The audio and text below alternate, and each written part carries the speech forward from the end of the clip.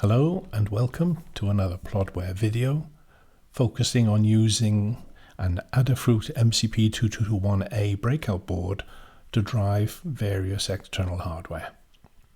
In this particular case, it will be driving a SPARKFUN Qwiic Button shield.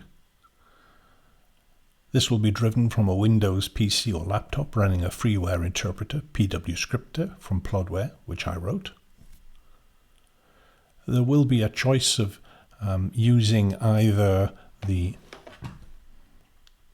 Stemmer QT Qwiic JST SH4 pin cable, this thing, to join the two boards together, and we will also look at using a simple breadboard wiring directly to the pins. In this video, we'll be using the I2C and the SM bus capabilities of the Adafruit Breakout board. If you want to run the demo yourself, then you're going to need a PC or laptop running Microsoft Windows 7, 10 or 11. There is a separate video called the MCP2221A setup video, which will explain where and you can get the DLL for the MCP2221, how to install it and how to run it. It is trivial. The setup video will also show how you can get the pwScripter interpreter from my website. Specific to this demo or video, you will need a customizing script also on my website, the MCP2221A SPARKFUN script. I'll show you in a few minutes where you can get that. And it's also helpful to have a register map for the various registers of the SPARKFUN Qwiic Button shield. There is a disclaimer with this video.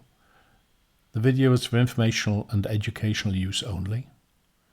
If you decide to use any of the components of this video, which are the WriteTech and PlodWare applications, command scripts and documentation, then you do so at your own risk.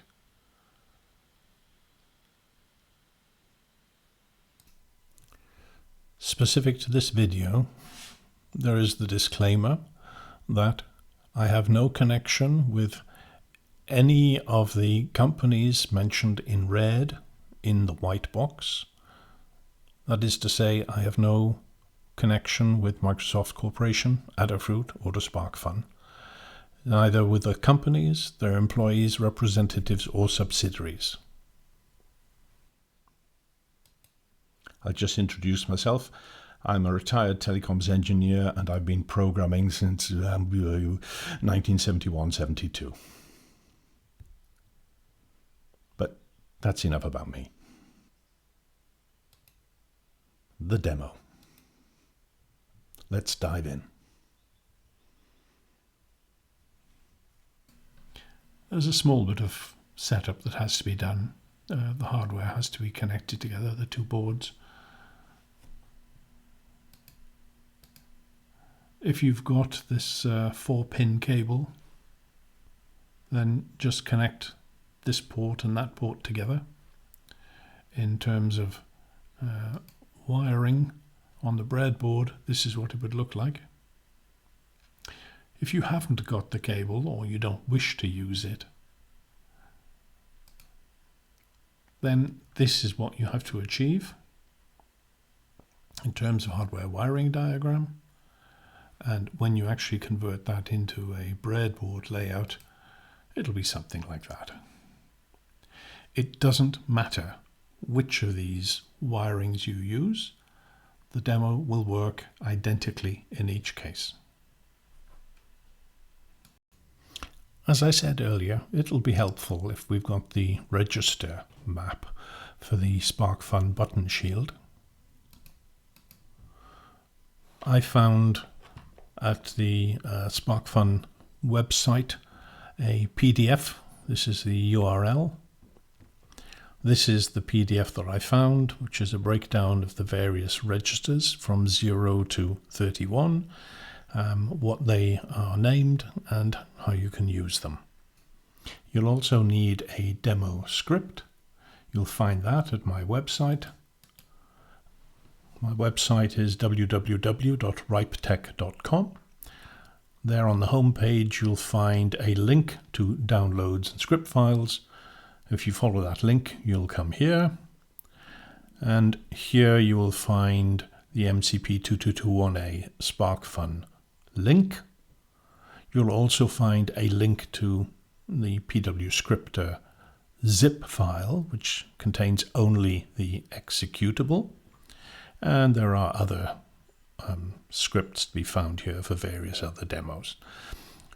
If you double click on the SPARKFUN link, you'll come to a page such as this.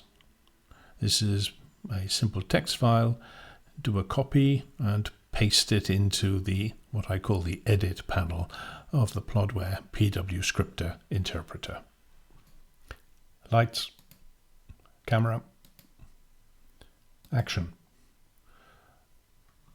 I've already prepared a copy of the pwScripter executable and downloaded the demo script and copied it into the edit field. It's all in here. First thing is, let's make the script, the executable, a little bit bigger, and rearrange it so that this top area is a bit bigger. We can also make the text a little bit bigger. Right, now let's make some things happen. First of all, we're going to arrange for access to the DLL. That's a fairly simple little call. This will achieve that.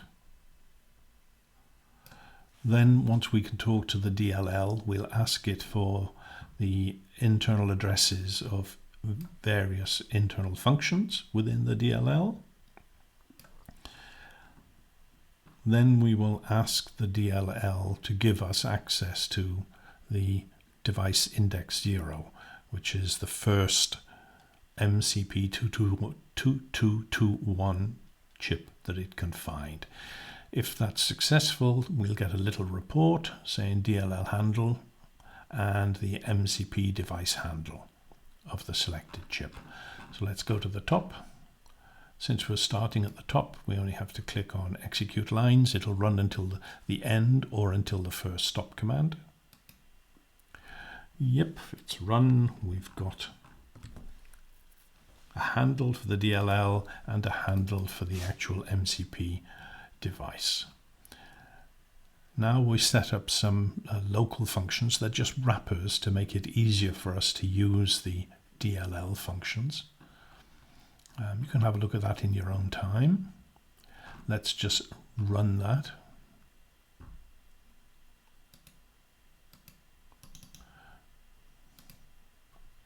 Okay, we've stopped. Now we want to make sure that we can actually talk to the button device. What we'll do is we'll ask it for the contents of register 0 and register 1F. Register 0 is the default software version. Oh, actually it's the identity for, I think, for SPARKFUN's button shield, and register 1F is the default I2C address. Let's see if we can get this information from the chip. We'll execute from here. Yep, we've got the register 0 content and the register 1F, which gives us the default I2C address. Now let's set up the device to do some LED flashing.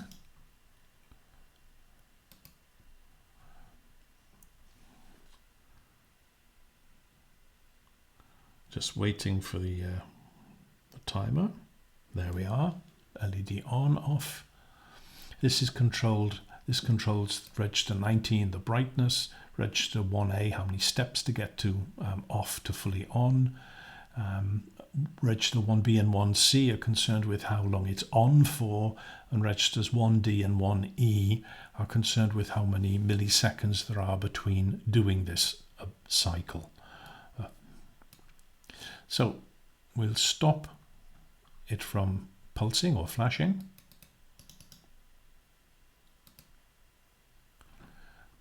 Now we'll force it to be maximum brightness on the LED just to show you how to do it.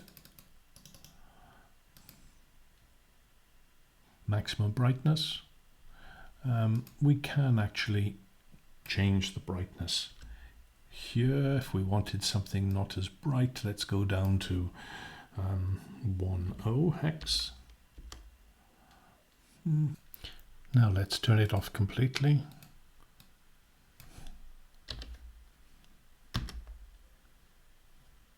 Right. Now let's be a little bit more adventurous.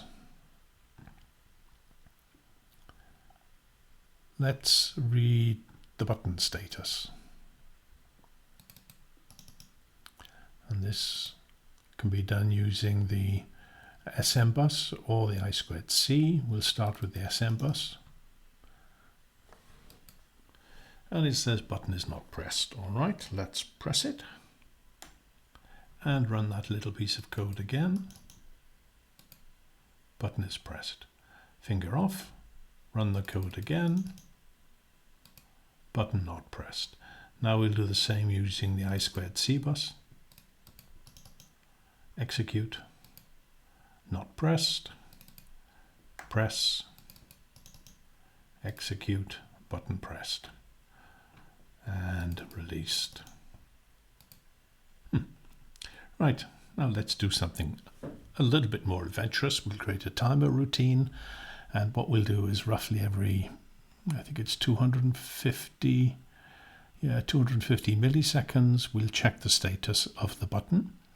And what we'll do is each time the button is pressed, we will change the status of the LED. Let's run it. It makes more sense when we see it running. Right, what I'm going to do now is press and the LED will go on and stay on. Press again and the LED will go off. Press again, it goes on. Press again for a long time and the timer routine will say if it's been held down for more than about 2 or 3 seconds, it'll stop the timer and turn the LED off. So hold it down. 1, 2, 3.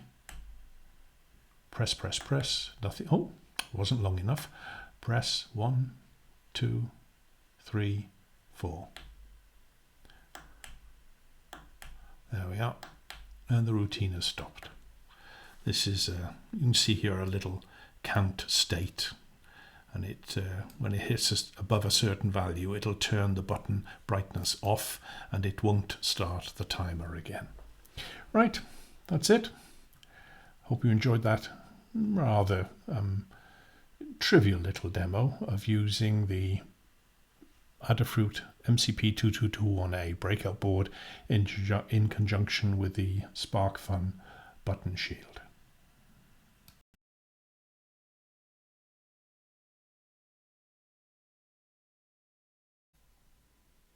My thanks for your time. Until the next video. Cheers.